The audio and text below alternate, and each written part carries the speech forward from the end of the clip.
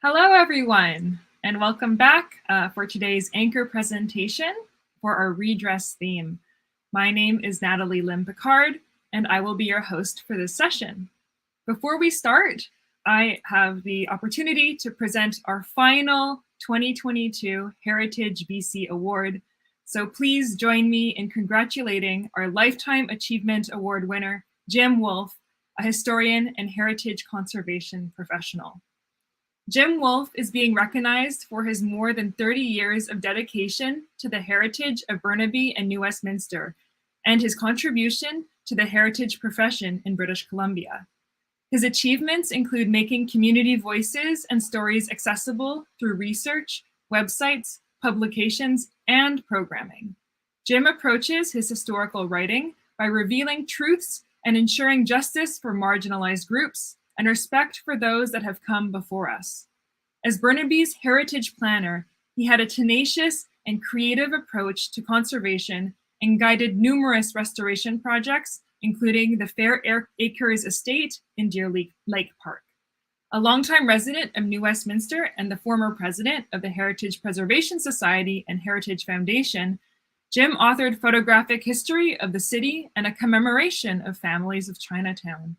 As a heritage professional, Jim spearheaded the official recognition of the Douglas Road Cemetery and contributed to the conservation of Irving House through meticulous restoration practices. Throughout his career, Jim has been committed to supporting the wider heritage community. As a former director of Heritage BC, he was instrumental in forming the annual meeting of heritage professionals. In volunteer roles, as well as professional appointments, Jim was an inspiring leader and mentor, his passion evident to all he worked with.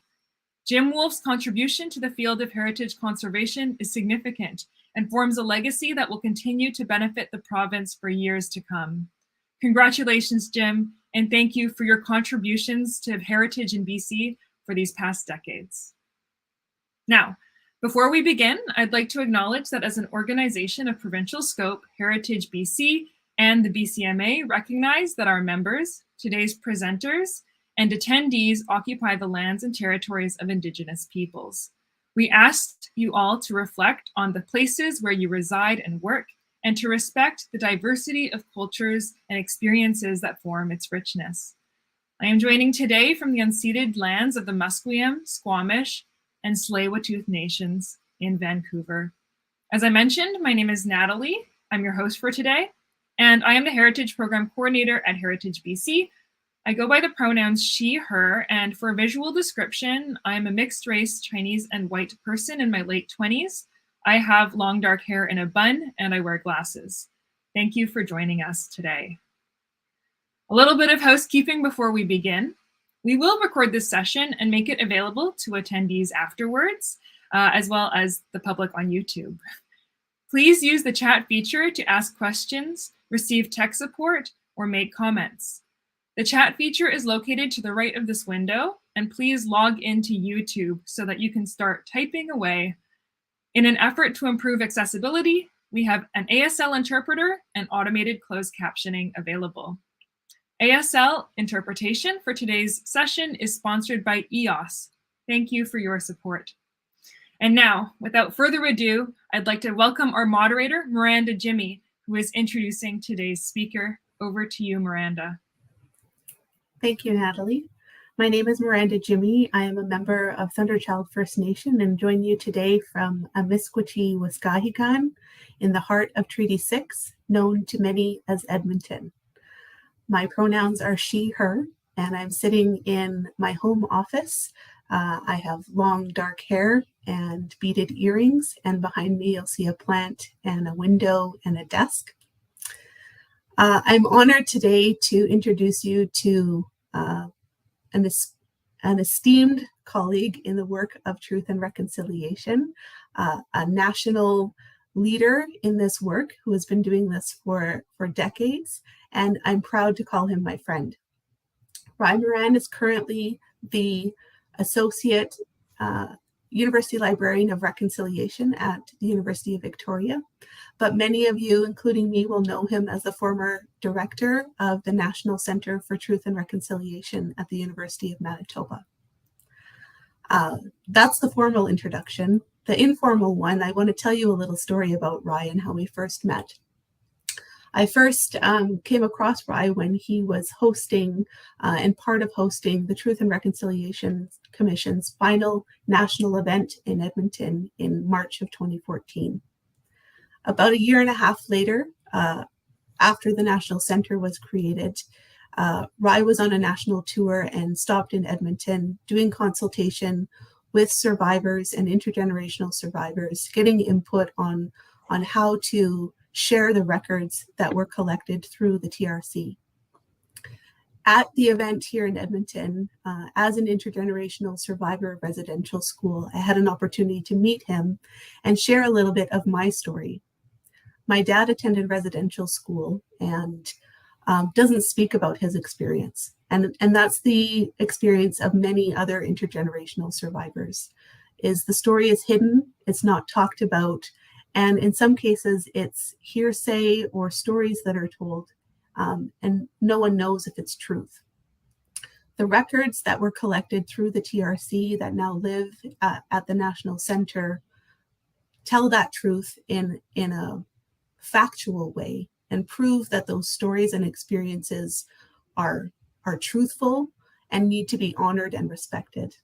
And through Ry and through the work that he has done at the National Centre and nationally and internationally in elevating and sharing this truth, I have been given the gift of truth of my own story and my family's story.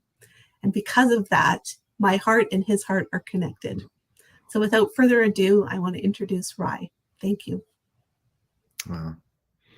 Well, thank you so much, Miranda, for that very heartfelt introduction. And you're very right that we are very connected in this work, and it has been an absolute pleasure to see all of your success in the years following our first meetings, because we very much are all in this work together, each and every one of us, and helping one another is so vitally important as we try to tackle these great challenges that we have in society. I'm actually just down the road from you as well. Right now, I'm in Treaty 6 territory as well, currently sitting in Wetaskiwin, Alberta.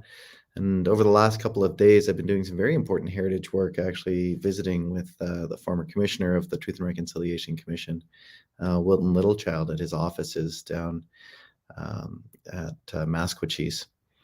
And if you'll permit me just a couple of minutes to talk about Wilton Littlechild, for those on the call, if you haven't had an opportunity to really think about his work or reflect on his work, I would very much encourage you to do so. He first traveled to the United Nations in the mid-1970s at a time when Indigenous peoples were still not welcome there. Indigenous peoples and our collective human rights were not respected nor honored in international forums. And I actually learned something this visit with him, that it actually took a delegation of over 400 Indigenous peoples to walk into the floor of the General Assembly and not take no for an answer, demanding to be heard.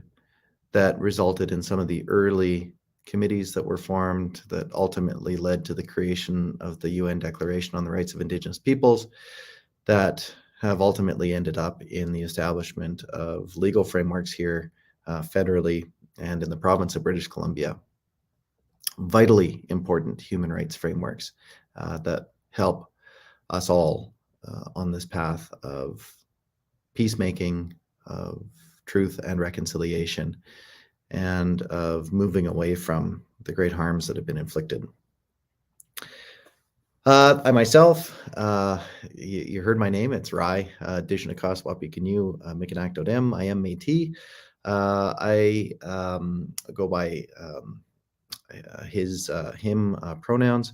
And I did grow up more or less on the west coast of Canada. Where I'm sitting right now, though, in Wetaskiwin, is actually just down the road from where I was born. I was born in Leduc, Alberta, in the 1970s, and did leave here with my folks when I was quite young, and was raised more or less in Greater Vancouver, and then on Vancouver Island in the traditional territories of the Wisanic people and the Lekwungen people, where I continue to live to this day.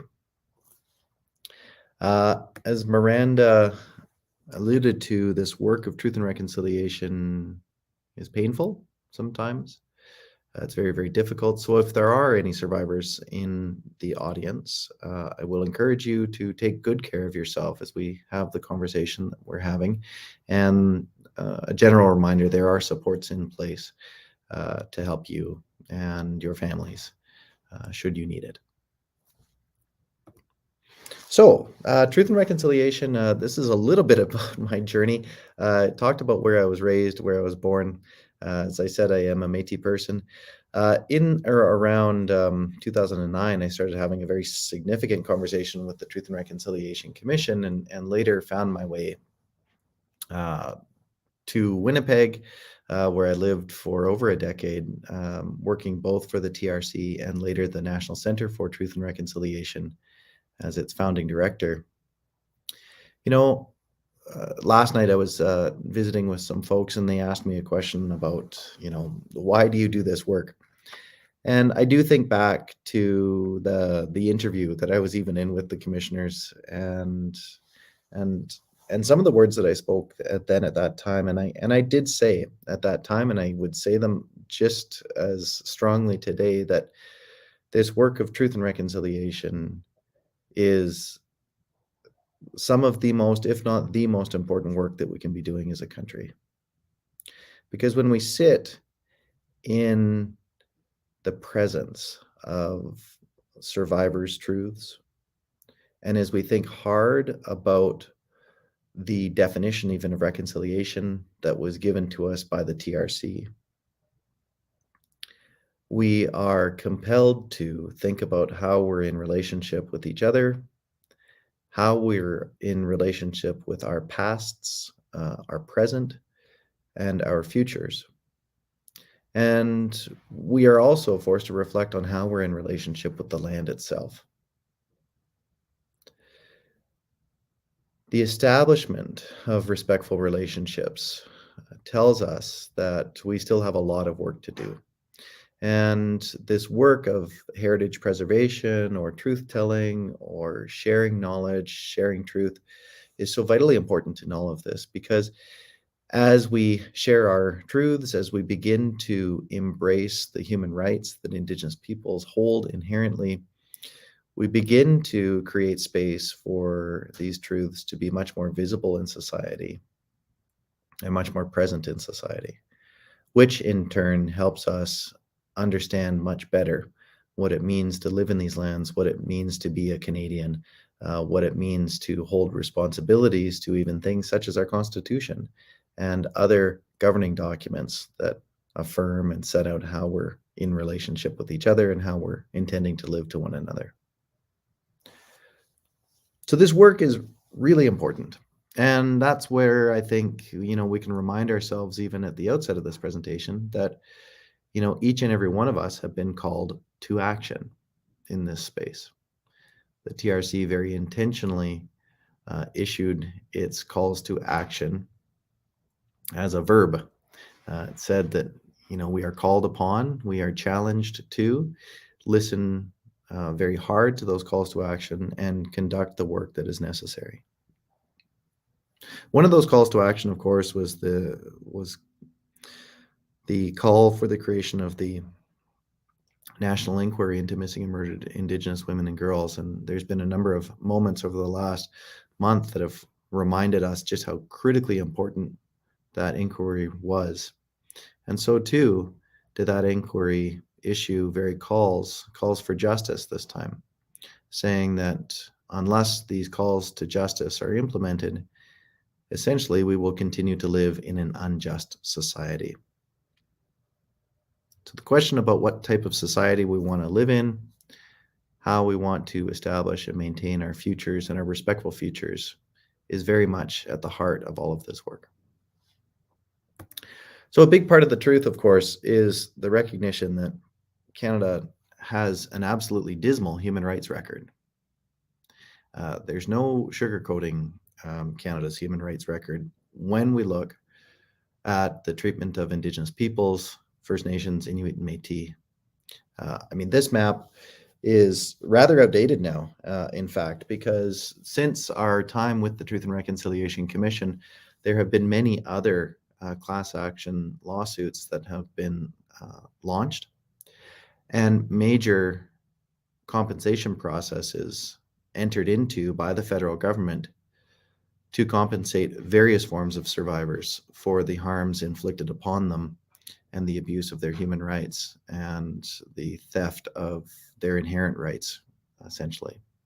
So while this map shows us the 140 or so residential schools that were located from coast to coast to coast, what we also have to be very cognizant of are the day schools that also operated, some 1,300 day schools all across the country. A system of segregated healthcare that took the form of Indian hospitals, of which Miranda knows a lot about in regards to the Camsell Hospital in Edmonton. The entire process of displacement of Indigenous peoples from their lands, forced relocations, the relocation of the Saasai Dene, the relocation of Inuit communities, Canada has been using every trick in the book to subjugate and to oppress Indigenous peoples. And thankfully, Indigenous peoples have also mounted a continuous and ongoing resistance to these human rights violations. And that's where we come back to the very fine work of Wilton Littlechild and others that have been pushing so hard, both domestically and internationally, for justice and for recognition of just how much Canada has failed in regards to the protection of human rights. Simple case in point, too, what I just was discussing with Wilton yesterday was how in the late 1940s, post-World War II, while Canada did vote in favor of the Universal Declaration of Human Rights, it did not vote in favor of the International Convention on Genocide because at that time, Canada already began to know that its treatment of Indigenous peoples exposed it to significant liability. Canada would later go on, of course, through the 1990s and into through the 2000s to also vote against the UN Declaration on the Rights of Indigenous Peoples. And that trend of voting against human rights has continued up to very recently, in fact, up until really the present day. And it did take, since the aftermath of the TRC, 3 attempts to have Bill C-15 passed, which is the federal legislation now affirming and bringing the UN Declaration on the Rights of Indigenous Peoples into force in Canada. So this long-standing history of human rights is complicated. It remains an uphill battle. And central within that is this fabric or framework of place names, of locations, of built history, of sites of conscience, of silence that remain both present and also in many ways underfunded and largely not cared for significantly enough. So of late, over the past year or so, the stories from Kamloops have become very front and center. This photograph here is a photograph from the Kamloops Residential School. It was one of the largest residential schools in the country and operated for decades upon decades. Central in this is, of course, the recognition that what Canada chose to do and what the religious agencies that were responsible for the residential schools did was insert themselves directly into the most sacred of all relationships, that relationship between parents and children. some of the greatest human rights failures of this country have been in the abuse of children and the arrogance, frankly, that Canada has exhibited towards Indigenous parents, Indigenous families, communities, and nations. And that's where, again, coming back to some of the international mechanisms that are so important now in helping provide solutions and charting our way out of this, that the rights of the family and the International Convention on the Child are actually so vitally important in extracting ourselves from the very challenges that have been created. It's also, too, why the TRC so clearly emphasized change within the child welfare system as being of the highest priority in the calls to action. That's why the calls to action for child welfare actually appear right at the front of the calls, and where substantive and significant legislative reform was called for to enable the exercise of rights by Indigenous nations, communities, and families in regards to rearing their own children in ways that are fit for those children themselves. So as Canada was conducting this, of course, people got very confused along the way, and the residential schools not only were sites of forced assimilation, they were direct and deliberate attacks on Indigenous languages, on Indigenous heritage, on Indigenous cultures, on Indigenous futures. And photographs like this from Quebec do pop up from time to time in the collection of records that was collected during the TRC's work, where it shows that children sometimes were even confused further by examples like this, where even caricaturized versions of Indigenous peoples were brought into the residential schools. Of course, activities like the 60s Scoop and other major initiatives within Canada have further severed connection to Indigenous heritage.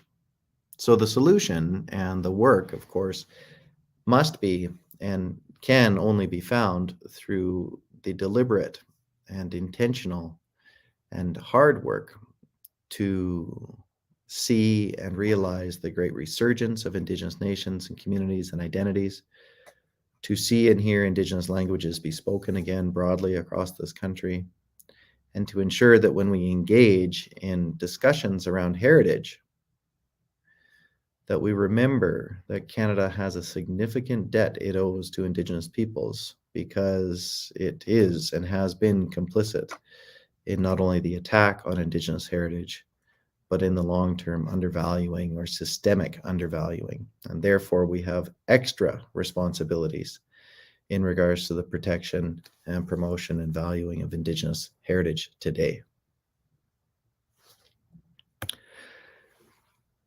We've talked about Kamloops already a little bit, but when we think about heritage, we think about the longstanding cries that we heard from survivors asking very important questions about what happened to their loved ones in the residential schools. And the past year has been very, very interesting in this country in some ways, because it has brought to light the critical importance of creating action around the calls to action. The Truth and Reconciliation Commission itself, of course, released an entire report on missing children. It dedicated a significant amount of time and energy and resources to the question of what happened to children that never returned home from the schools. Since that point, there have been major initiatives like Gord Downey's Secret Path, which again raised a question of what happened to kids as they ran away and the untimely death of students. The NCTR released the National Student Memorial Register. But somehow still, many Canadians remained confused or shocked or horrified that something like Kamloops and the discovery of 215 graves there could occur. And I think that speaks broadly to how easy it is still for mainstream Canada to tune out and to not listen to what Indigenous peoples are saying, and to not pause and reflect on some of the heart-aching stories that are coming out of communities. Because for folks like me, and I'm sure I'm putting words in Miranda's mouth here, but these were not surprises. In fact, I think as we did our work at the TRC, certainly as I conducted my work, a large part of what we were working towards were days like what happened at Kamloops. We conducted our work collecting the records and amassing those records to answer the questions that communities were asking and would be asking into the future, namely, who are these children? What happened to them? What happened to my loved ones? Since this point, there have been over 40 communities now that have conducted searches at their residential schools.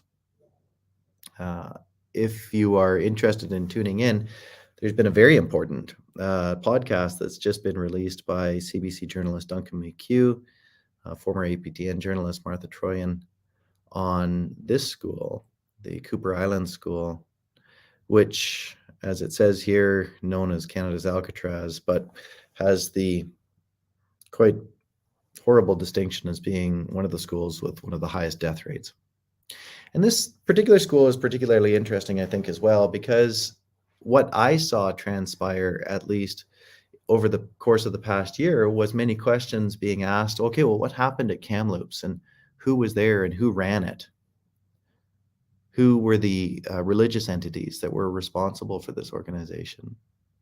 And it turns out that, yes, it was Catholic entities, but it was very specific Catholic entities. It was the Oblates of Mary Immaculate on the male side of the house, and then it was the Sisters of St. Anne on the female side of the house, that were the nuns. And at that point, many people in Greater Victoria, at least what I saw, began to connect the dots between Kamloops, Cooper Island, and St. Anne's Academy, which is both a historic site. It has beautiful grounds. It's right there in the midst of downtown Victoria. It's a very prominent location. And what that began to reveal is the ongoing presence of these histories in our communities and the interrelationship between some of the horrors that happened in residential schools and the ongoing presence of these institutions and buildings and monuments even that were perhaps complicit or even outrightly involved in the construction and maintenance of these systems. Williams Lake, too, in the context of BC, has released its findings. If you have not listened to the words of Chief Willie Sellers, I strongly encourage you to do so.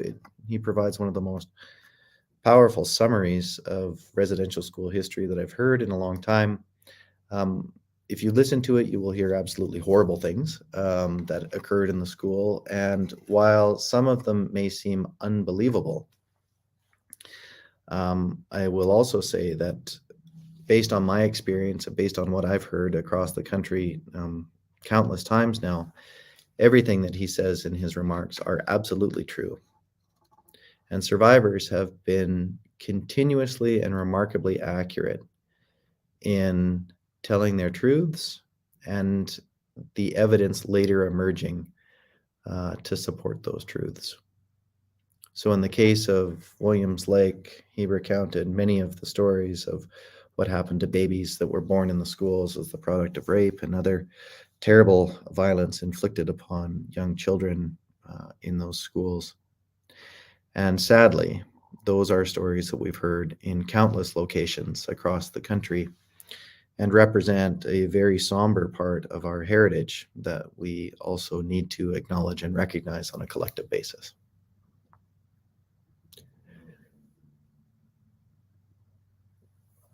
So too was Kamloops a little bit confusing in some ways for folks like myself in certain regards, because again, there was so much shock experienced by Canadians. How did I not know about this? I didn't realize it was that bad. And I reflected back on, headlines like this that were on literally the front page of papers in the aftermath of the release of the TRC's reports in 2015. Very striking headlines like this. This ran in CBC. It also ran in the National Post. And other headlines as well, such as this one. And this is where we really have to lean into some of these hard truths when we think about our collective and shared heritage, is that when we understand words like genocide in their scope and meaning, things like Kamloops then are not aberrations, but are further evidence of what many have been saying now for decades, that Canada is a nation that has committed genocide, and that the evidence is plain and apparent. And one of the greatest opportunities that we have is to accept these truths and accept this shared heritage and accept this understanding, and then work extraordinarily diligent to deconstruct and eliminate the patterns and ideas and systems in our society that have given rise to this. But we're not quite there yet where we have a belief or understanding that the term genocide is actually appropriate. There are many that I think still want to believe that it's not quite as bad as perhaps what we've said. And that's where, as we've traveled since the time of the TRC, we see things like this entire report, this entire supplementary report that was issued by the MMIWG inquiry, specifically relying upon, again, building upon the in-depth and substantive research conducted by the TRC to provide further legal evidence and strong evidence, strong analysis of what has happened to further support and provide evidence to the finding of genocide here in Canada. So too have other organizations since stepped up to the plate as well. And here we see the Canadian historical situation, as it says here, which represents 650 professional historians, say that what Indigenous peoples have experienced in what today is Canada fully warrants the use of the word genocide. So these are the truths that we have to come to terms with. And they then beg the question, okay, well, what do we do about this? How do we untangle ourselves from this terrible and difficult mess that we find ourselves in? And to that end, I'm going to actually tell a bit of a story and perhaps, maybe, provide some insight into some questions, or I'm going to challenge us perhaps even with some questions around how we even choose to come together as collectives in society. So what is interesting about Canada, and one of the great things that still needs to be reconciled, are these very awkward, to say the least, concepts such as the 150th anniversary of Canada. Okay, well, Canada is 150 years old, but Indigenous peoples have, without question, been in these lands for millennia, 7, 8, 12, 15,000 years. The work of Dr. Paulette Steeves is pushing those dates back even further and showing human occupation in these lands, now known as Canada, going back 40, 50, 60,000 years.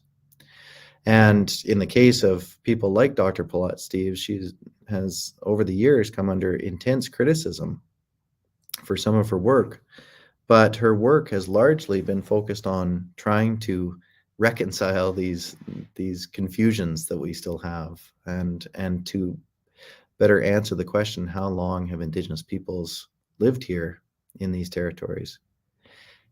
Which then begs the question, what do we do with the place names that have existed here since time immemorial?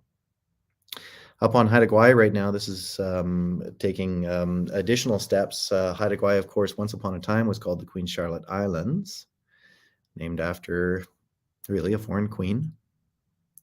And just yesterday, this headline was in CBC News, where the village of Queen Charlotte has now been denamed or renamed, or the place has been reclaimed, and the traditional place names have been resurfaced. I think one of the things that's quite interesting about how Haida have presented this process of reclaiming names is there's been many places over the past year or so that have where place names have been reclaimed. And in communications, actually, I think what's very, very important is as these old Haida names are presented to the public, the communications have also said the English name and framing this in as briefly known as. So in the context here, we can think of Queen Charlotte City as having this this Haida name for a very, very long period of time, and it was briefly known as Queen Charlotte City. Haida Gwaii being briefly known as the Queen Charlotte Islands. This understanding that history here in these lands is very, very long and very deep and very complex is of vital importance in this work of reconciliation. So one of the questions that we can ask ourselves then actually is how we even ended up with the name British Columbia itself. I think this is actually quite an interesting question, because I'll dare say that the British part of British Columbia is kind of self-evident. I mean, we have a queen on the back of our money still. We are part of the Commonwealth. I mean, that part of history is pretty clear. But what about the Columbia part? Where did the Columbia part of British Columbia come from? Well, I looked into this question quite seriously in an article that I wrote in Canada's History magazine about a year ago or so. And one of the things that emerged, was, okay, British Columbia must be named after the Columbia River. Well, then you ask yourself, well, where did the Columbia River get its name from? And what was its name prior to that? Well, it turns out that what we have embedded right within the name of British Columbia is actually quite a horrific history of violence, and in some ways an actual tribute to violence embedded right within how we've chosen to assemble and call ourselves. Now, what do I mean by that? Well, the history on all this is that the Columbia River was named after a ship that was captained by this fellow by the name of Captain Robert Gray. Captain Robert Gray was an American sea captain. He had the distinction of being the first American to sail around the world, to circumnavigate the earth. And he sailed upon a ship by the name of the Columbia Redivia. So it was on this ship that he sailed into what now is called the Columbia River. Now, the Columbia Redivia, of course, is an homage to Christopher Columbus as well. So we're tracing these histories, these stories back to the original, very violent sort of occupation of Indigenous lands through Christopher Columbus's actions. So Robert Gray sails into the Columbia River for all of about a couple days, names the river the Columbia, and sails away, and sails further up the coast, and decides to spend some time on the west side of Vancouver Island. And he actually overwinters in Tlaquit territory, just sort of close to Tofino, BC, or around the corner from Opitsit, or just around the corner also from the Mears Island Christie Residential School. So he overwintered in this place called Adventure Cove, and it was one of the first sites that had a settler fort built in it. This is a picture of Adventure Cove. Just last summer, I went in there with my kids and my wife, and I took a picture of this. This is sort of due north of Tofino, in the heart of Mears Island. And this is where Captain John Gray overwintered in his time on the coast in the late 1700s, 1787, 1788. 1790, somewhere right around there. Shockingly, though, this Columbia Redivia has a very horrible story of departure from these lands. Because after overwintering in Adventure Cove for the year, Captain Robert Gray of the Columbia Redivia decided as his farewell to the Nuu-chah-nulth peoples living at Opitsit that on his departure he would attack the village with cannon fire and completely destroy the village and all of the houses that were there. Not because anything had happened to him, but to send a message of control, to send a message of domination, and also partially out of fear that something might have happened to him during his time there. Opitsit, you can still see that village today. It's immediately across from Tofino.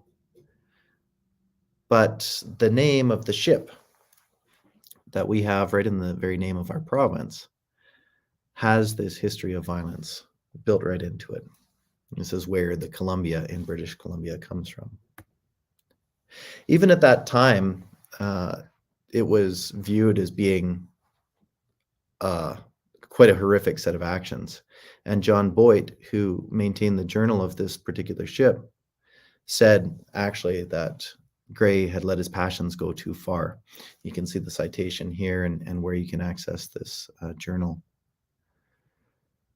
Captain John Gray in the Columbia Redivia would then continue up and down the coast, literally, quite honestly, on a murderous rampage, killing people on Haida Gwaii, killing Macaw on the northwest coast of what is now known as America, and literally killed hundreds and hundreds and hundreds of Indigenous peoples, First Nations people up and down the coast before departing and leaving his namesake on the Columbia River. Now, part of the way that I came to understand this story was through visiting with my very, very, very dear friend, my beloved, almost grandfather, Barney Williams, who was the elder to the Truth and Reconciliation Commission, part of our Survivors Committee, and also a Survivors Circle member at the NCTR. And Barney, who had spent years upon years upon years living at the Christie Residential School and being subjected to the most horrible, horrible of experiences there, was also present as the chief of his community when a long sort of descendant of Captain Robert Gray sailed into Clayoquot Sound and apologized for the actions of his forebears. In an effort to right some of those past wrongs, and in an effort to say what happened then was wrong, it would be wrong now, and it was wrong then. Barney spoke to how powerful that ceremony was and how present that memory of that essentially bombing of Opitsit still is in that community. And while many Canadians actually might not even know where Opitsit is, and many more are certainly not familiar with this history, when we think about Indigenous heritage and we think about our shared heritage, these are the stories that we absolutely need to know. And there is a privilege in forgetting these stories. There's a privilege that comes along with not knowing our treaties and not knowing the obligations and not knowing what has happened. And that places significant responsibility of those of us within the heritage community to help these stories be told and help Canadians connect the dots and remind ourselves, remind our communities what the responsibilities are to our pasts, our presents, our futures as members of this shared collective. So British Columbia itself has a very, very complicated history. Now, the British part of British Columbia is kind of self-evident, but to kind of boil it down to a much more kind of simple act, how British Columbia largely became British was largely by this very letter here, issued in 1858, directions from the colonial offices in England to Governor Douglas on Vancouver Island. This document can be found within the Colonial Dispatches record that we have at the University of Victoria. And basically on 1858, the order is given to Douglas to essentially bring British law into the colony. So you were empowered to make provision for the administration of justice and establish all laws as may be necessary for the peace, order, and good government of the colony of British Columbia. Essentially, in so doing, proclaiming that British law is now in force, that Indigenous law is certainly out the window, and by issue of decree, this is now a colony and those are the rules. Now, part of the work of reconciliation then, part of the difficulty of untangling ourselves from these histories has to recognize that a simple proclamation is not sufficient, in fact. Multiple calls to action issued by the TRC actually affirm that we have to do some really important foundational work to repudiate or even abolish concepts such as the doctrine of discovery and the concept of terra nullius. These concepts being that these were empty lands, devoid of rights-bearing people, devoid actually of human beings, and that these lands were discovered. These were not discovered. People have been living here for, well, since time immemorial. People whom trace the very origins of their people, of their languages, of their identities, to the very lands that we now call British Columbia today. So that's where the TRC was so clear on bringing these concepts to the fore and saying that we have to be very conscious about how these concepts continue to play out in society. You may have heard this talked about a lot in regards to the apology sought from the Pope and their ultimate visit to these lands as well, where there has been a very clear call for the retraction or the abolishment of the papal bulls that also further, gave rise to or made possible these doctrines such as the doctrine of discovery and this concept of terra nullius. As we think about these simple points in this, we also see that it is the pursuit of a rights-based framework that will help extract us from this. And that's where, when we think about what is happening on Haida Gwaii, just as of yesterday, and the denaming of Queen Charlotte City and the reclamation of traditional place names, what we in fact see is activities that are consistent with human rights. Activities that are directly in line with the articles of the most heavily debated and widely studied human rights mechanism in the history of the world, which is the UN Declaration on the Rights of Indigenous Peoples, which is also now supported by the DRIPA law, or the DRIPA Act, in the province of British Columbia. And here we see that in Article 13, Indigenous peoples have the right to designate and retain their own place names, or their own names for communities, places, and persons. States have a corresponding duty to protect this right. And so much about what is happening here is the recognition that Indigenous peoples have the right to transmit to future generations the right to that was so heavily interrupted and so heavily abrogated by the conduct within the residential schools, is thus challenged by and protected by Article 13, which recognizes this inherent and fundamental right that Indigenous peoples have that inherent ability to transmit to future generations That is the core of why we do the heritage work that we do. That is the shoulders really that heritage stands upon. The idea that we transmit and we protect and we preserve things so that we can pass it on to future generations. The pursuit of these articles, the pursuit of the UN Declaration is so vitally important. And we see also that we have corresponding responsibilities to appropriately reflect the diversity of cultures, traditions, histories, and aspirations of Indigenous peoples in public information. So it is not really an act of benevolence when we delabel things, or when we change our descriptions, or when we conduct the vitally important work of repatriation. In fact, these are actions that support the realization of a much stronger human rights framework, domestically and abroad.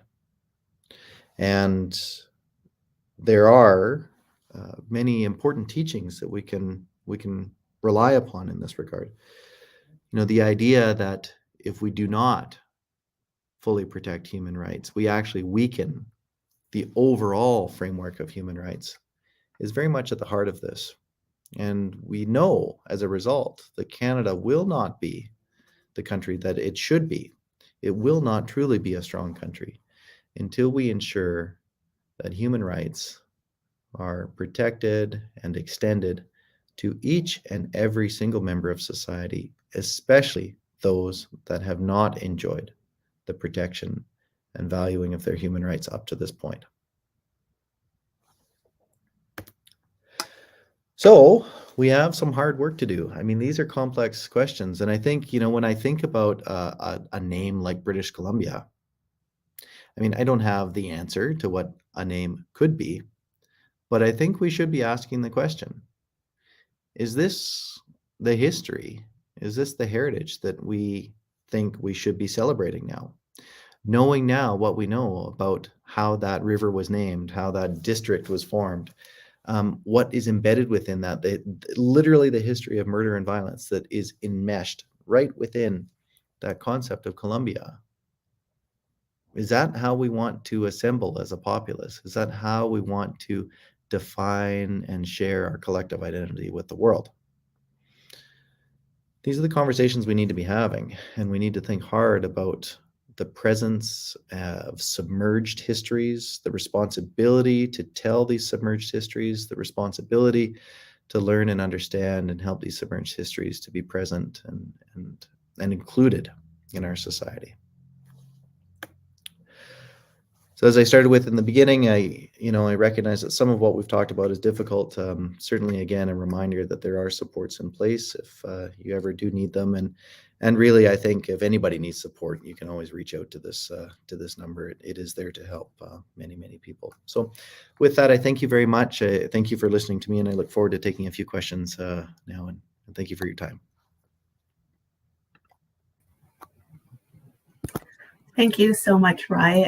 It's always an honor and a pleasure to listen to your words and your wisdom and your lived experience, because you've been on this path for a long time, leading the country in many ways in this work. So thank you. I wanted to touch on a couple points that you made specifically around Kamloops. And I think, as many in the Indigenous community were feeling at that time was a overwhelming sense of grief, but also anger. Anger at the white fragility that existed and the response from the tears and the response from Canadians of this shock and horror to this truth that's been known for a long time. And even if Canadians didn't know this story and didn't know this part of our story, the TRC laid it out in black and white very clearly in 2015 for all Canadians to access and to understand. I really feel that Indigenous people have done their part in telling the truth, in sharing the truth, in speaking the truth. So what do you feel like the role is for non-Indigenous people in the truth part of this story? Hmm. Well, I think you're 100% right, Miranda, that I think Indigenous peoples have done an absolute inordinate amount of work. And one of the slides I sometimes put up in my talks is the brief history of solution provision made by Indigenous peoples since about 1970 or so, including things like the red paper contributions on, Indian control over Indian education, to RCAP, to the AJI, which is the Aboriginal Justice Inquiry. There are literally thousands upon thousands of recommendations that have been issued. And I know for certain that we were very concerned at the TRC that the calls to action or the recommendations that were put forward would not be heeded and would not be listened to. So the antidote is to listen to the recommendations and to tune in and to do the hard work and to take the work seriously and to not sort of procrastinate. There are vitally important calls to action even in this country right now, such as the establishment of the National Council for Reconciliation, which are not yet effectuated and need to be. And we're almost 7 years out. I think the other thing too is mainstream Canada absolutely has to understand that this is a human rights conversation, and that one of the true tests of a society is how we uphold the rights of those that may be different than who we are individually, and how we stand from a perspective of core principles rather than of convenience. And I think there's a lot of work to be done still to increase our fluency, increase our adoption, increase our pursuit of human rights in the society. I think things like the Canadian Museum of Human Rights are positive developments in that. But, I think it boils right down to even, how we conduct our work inside of schools. I think that this is, the type of stuff that we absolutely have to be equipping kids with right from kindergarten on up, so that they have fluency in their rights and their inherent rights, no matter who they are. So our audience today are majority heritage practitioners, museum workers from across the province of BC, majority non-Indigenous. Today also happens to be the International Museums Day. So speaking to that audience of non-Indigenous people who do this work and tell the story back to the citizens of British Columbia, what's the number one thing that they should be doing in order to properly honor this history? Yeah. So I mean, there's lots of different facets. Obviously, there's lots of experts on the call here, but being accurate is very important. Where you start the story is very, very important. How you tell the story. So labels, storytelling, accuracy, respect. These are fundamental core principles, I think, that are of vital importance. And I know even in some of the work that I've been doing recently, I've been, talking to colleagues that are just systematically working on how labels appear on items in museums, and how those are individual sites of healing, of reconciliation, and also potentially of violence if the language is outdated or inaccurate. Stories also are so powerful because, we all know this. I think that so many places that we go into, so many textbooks that we look at, start with this brief homage to Indigenous peoples and then move on to the rest of settler society, and kind of forget that Indigenous peoples have been here continuously and have been resisting and fighting very hard and actually contributing extraordinarily meaningfully to society as well. So while I talk about things that are very, very difficult in this topic and this history of genocide that we have in this country, so too do we have an equally incredible history of Indigenous resistance and Indigenous leadership in this country that absolutely needs to be celebrated as well. And then I think, how all of these histories interrelate with themselves as well. It is very, very important, and putting things into context and into relationship with one another is of vital importance. At the end of the day, the process of respect has to be forefront. Indigenous peoples have to be present in the acts of creation or co-creation or design, and certainly past practices that have not respected cultural protocols, cultural knowledge, have maintained kind of a concept of neutrality, really have to be really seriously reflected upon, because even the concept of neutrality in a museum space is kind of fraught, I think, in so many different kinds of ways. Museums are very much sites of storytelling, power, agency, opportunity, and unfortunately, oftentimes silencing as well. Right. And I think if, the listeners today do go back and read the calls to action, there's many concrete examples of ways that museums and archives and heritage organizations can actively move the calls to action forward.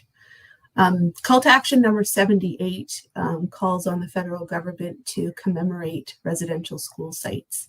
And I know at your time at the NCTR that you worked with Parks Canada to designate some residential schools as historic sites, and that work continues. What's the difference between commemoration and celebration when it comes to historic sites? Well, I mean, I think when I think about residential school sites and what I've heard from communities, so these aren't my words, it places residential school sites into the fabric of sites of conscience that exist around the world. So, for example, if one travels to Cambodia, one can visit the killing fields and see very, very difficult histories presented. One can travel through many countries in Europe and see concentration camps remembered. We can travel through Central and South America and see places of conscience wherein human rights atrocities occurred during various violent regimes, Pinochet regimes and others. We protect and preserve heritage sometimes to celebrate.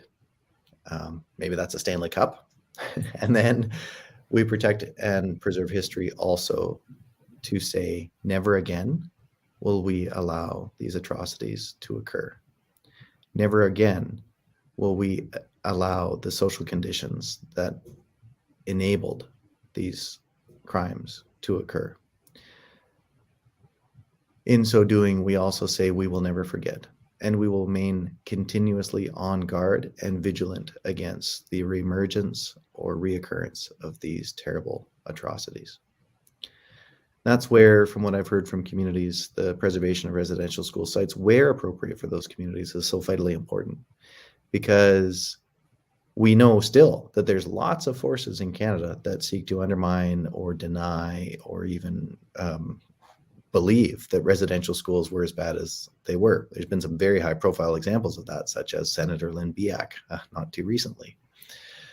The evidence counts and the evidence matters. And unfortunately, we will forever need to remain vigilant in this country to ensure that Canadians aren't let off the hook and don't say that what actually occurred didn't occur. And preserving the built fabric is an important opportunity and means of doing that. But it's not the only stuff we have to preserve, too. While we do this work, we also have to protect and preserve many other Indigenous sites. And we have to think about how we're protecting archaeological sites, how we're protecting living sites right now, how we're protecting living archives such as elders and knowledge keepers and language keepers, how we're really valuing that. I mean, this is all part of a much bigger concept and frankly, strategy that is sorely needed as well. There's a lot of people that struggle with the term residential schools, and it's said like schools shouldn't have graveyards, schools should have playgrounds, and our current national chief, Roseanne Archibald, refuses to use the term residential school. She calls them institutions of assimilation and genocide. And something that I've heard quite often is that residential schools are in the past, and it's a part of our history. It's not a part of our present, which we know as Indigenous people that there are legacies that live within our families and our communities as a result of those systems. But I'm wondering what other examples of institutions or systems of assimilation and genocide exist today that maybe the average Canadian doesn't think about or isn't aware of? Yeah, so I think you're 100% right. First of all, that, I mean, we have to, the term school is entirely inappropriate, frankly. And I think it's a good reminder to myself to drop the term school, because what has so clearly been demonstrated and proven is that these were sites of forced indoctrination, forced assimilation first, with education being a very, very distant secondary goal, and the primary goal, of course, the education being just additional layers of assimilation, forced conversion into Christianity, and so on and so forth. So precision of language is very, very important. I think that precision of language also helps us better contextualize Canada's human rights record in regards to what we would see other places. So if we called these like forced indoctrination centers, which is a much more accurate term, I think that would help open many people's minds about what was actually going on in these places. We would begin to see how these structures are actually still in operation around the world still today, and where graveyards wouldn't be uncommon in a situation like that, where it actually becomes much more understandable when you understand the root, aim, and effort of those residential schools in the first place. As far as systems that are still in effect today, well, I think what we have to remember is, as we look at the UN Declaration on the Rights of Indigenous Peoples, for example, anything that stands in the way of the exercise of one of those rights represents an ongoing act of diminishment, frankly, even genocide in our society still today. So, be it, looking back at the history of laws and legal systems, we can go back to a case like Delgamuukw, wherein Indigenous peoples were not able to bring evidence forward in a manner that was consistent with their practices and rights. And the lower court actually ruled against the nation and the community, saying all sorts of terrible stuff in that decision as well. The work of bringing Indigenous law into society is an act of both increasing plurality, but directly combating the ongoing efforts of suppression and diminishment and assimilation ongoing in society. So too are there many, many concerns about how our processes of education operate also. So for example, are our universities, are our schools actually equipped to properly recognize and honor Indigenous knowledge systems and Indigenous knowledge generally? Or are they extracting, are they diminishing, that sort of thing? There's hard work still to be done there to more fully realize that. And there's a lot of people obviously working very, very diligently on that. Child welfare is certainly an ongoing concern within the society, and we only have to remind ourselves that the Canadian Human Rights Tribunal has ruled in favor of Indigenous children 3 times now, issuing a non-compliance order to Canada 3 times very recently since the aftermath of the TRC. So that says that we've still got a profound crisis of human rights in this society. And we can also remember, as I've already said in this presentation, that it took 3 times to get Bill C-15 through Parliament, representing the ongoing lack of support, really, in many ways, that certain political parties offer to human rights in society. We had a question come in from the audience, and it's a question that I get asked often about the role and responsibility of non-Indigenous individuals and organizations in doing this work without being a burden to Indigenous people. So what is that work that needs to be done by non-Indigenous people that is about self-learning and self-directed learning versus expecting Indigenous people to do the work? Yeah, this is a real challenge, I think, and it's got a lot of different layers to it, I think.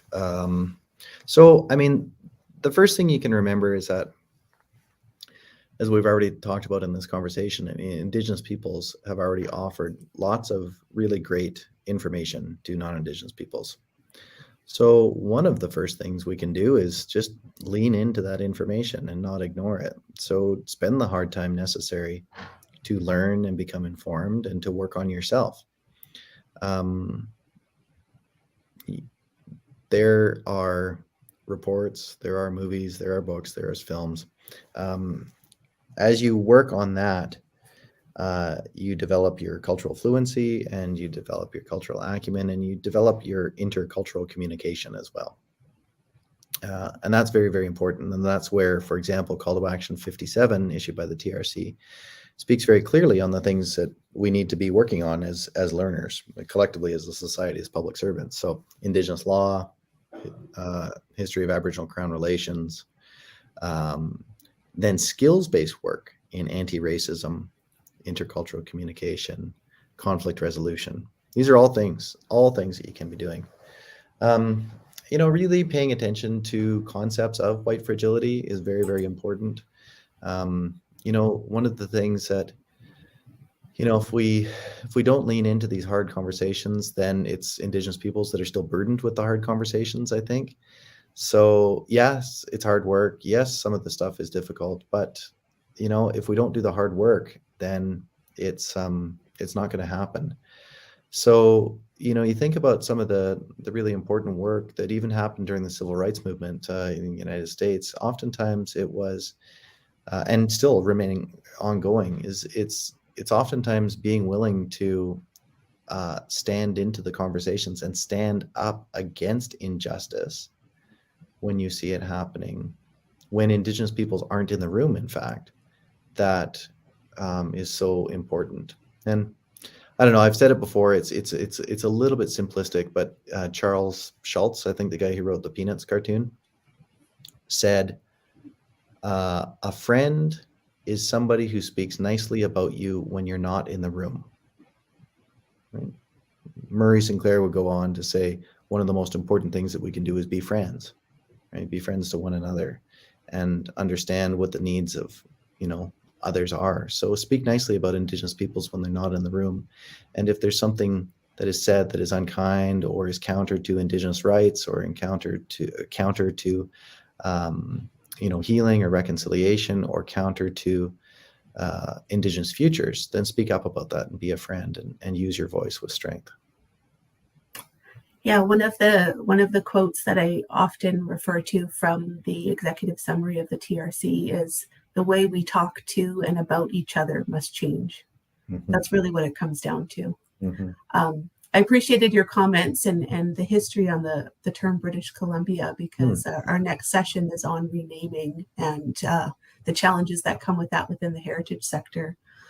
Today's is the third and final day of the conference, and the theme for today is redress. And so I want to end with, in your terms, in your words, what does the term redress mean? Well, I think it means many, many different things. And I think, again, it means things at the individual level and it means things at the collective level. And I think one of the most important things that we can keep in mind is, while there is no question that we have to deal with aspects of the past through compensation mechanisms, through concepts such as land back, such as concepts through denaming or renaming. These are all vitally important concepts through the use of the courts, so on and so forth. An equal opportunity and responsibility also is to prevent further harms from occurring. So that's where things like the UN Declaration on the Rights of Indigenous Peoples are so important, is because they are preventative mechanisms. As we bring these rights-based frameworks into society and as we educate each other and uphold these structures, we actually prevent some of those harms from occurring again in the future. And Cindy Blackstock has spoken so clearly about this in regards to our collective failures in regards to Indigenous children. She said that, we're still continuing to rob from them, and rob their futures from them. That's happening today. So we really have to start thinking equally about, both the past and the future. and ensuring as much as possible that we're living into really even the opening mandate of the TRC, which is do no harm, create no further harm. Even if we just hold our own right now and don't do any further harm moving forward, we still got a lot to deal with by virtue of the mess that's been created for us.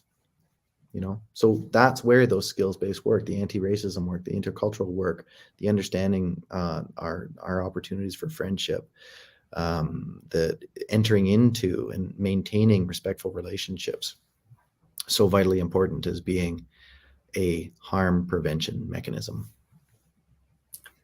Well, I just want to say thank you for your time today, your continued leadership around this, the work that you do.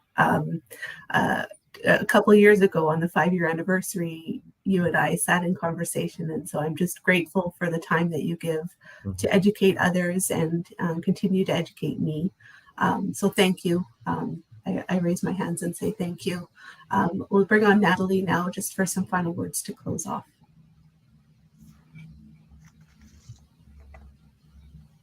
You're muted.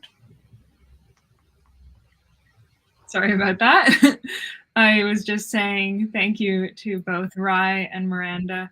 Rai, this talk, as Miranda mentioned, is such a wonderful setting of context and providing us with this history so that as we go into this final roundtable session on naming policies and name restoration and name changes, that our listeners or attendees will really be able to feel equipped as they listen to that next exchange. So thank you so much. As I just said, we have a roundtable coming up next in 15 minutes at 1:30 p.m. We hope that you will all join us for this final roundtable session of the conference. And thank you so much, everyone, for attending this presentation. See you soon.